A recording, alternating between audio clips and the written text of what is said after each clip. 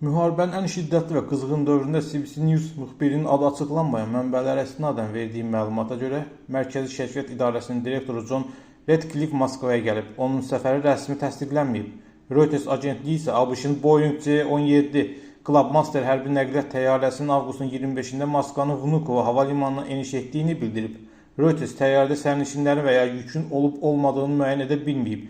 Kreml heç bir məlumata malik olmadığını açıqlayıb. Təsdiqlənərsə, Redcliffe Ukrayna münaqişəsini həll etmək üçün Rusiyaya səfər edən Amerika Birləşmiş Ştatları administrasiyasının ən yüksək vəzifəli rəsmilərindən biri olacaq. ABŞ təyyarəsi sonuncu dəfə yanvarda Avropadan Rusiyaya birbaşa uçmuşdu. Həmin vaxt ABŞ-ın xüsusi elçiləri Steven Utkov və Jared Kushner Moskvada Rusiya prezidenti Vladimir Putinlə danışıqlar aparmışdı. Bu dəfə isə söhbət ABŞ kəşfiyyat şefinin Rusiya səfərindən gedir. Yəni daha ali səviyyədə və konfidensial şəkildə gerçəkləşib. Mərkəzi Kəşfiyyat İdarəsinin şefinin Rusiya Xarici Kəşfiyyat İdarəsinin rəisi Sergey Narışkinlə görüşəcəyi istisna edilmir. Prezident Putin də danışıqlar aparacağı haqda heç nə deyilmir. Hər halda Ukrayna kəşfiyyat məlumatlarının ötürülməsi davam etdirən ABŞ-dan belə bir səfərin baş tutması olduqca maraqlıdır, suallar doğurur.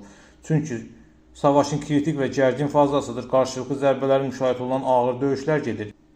Belə bir vaxtda Ukrayna liderinin də son bəyanatına xüsusi diqqət yetirmək lazımdır. Prezident Zelenski altından qırmızı xətlə çəkiləcək bəyanat verərək bildirib ki, müharibəyə son qoymağı mümkün edəcək diplomatik fürsət pəncərəsi dekabrda gerçəkləşəcək G20 sammitində 2027-ci ilin yayına qədər davam edəcək.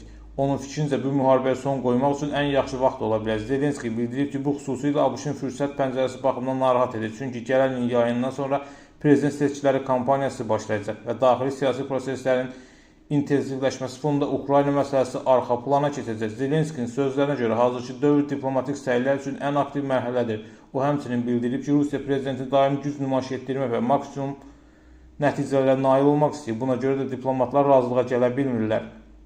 Göründüyü kimi Zelenski diplomatik səylər üçün ən aktiv mərhələnin indi olduğunu bildirir. Çox keçmir ki, Mərkəzi Kəşfiyyat İdarəsinin şefinin Moskvaya eniş etdiyi iddiaları tirajlanır. Əlbəttə, atəşkəs haqqında danışmaq hələ tezdir.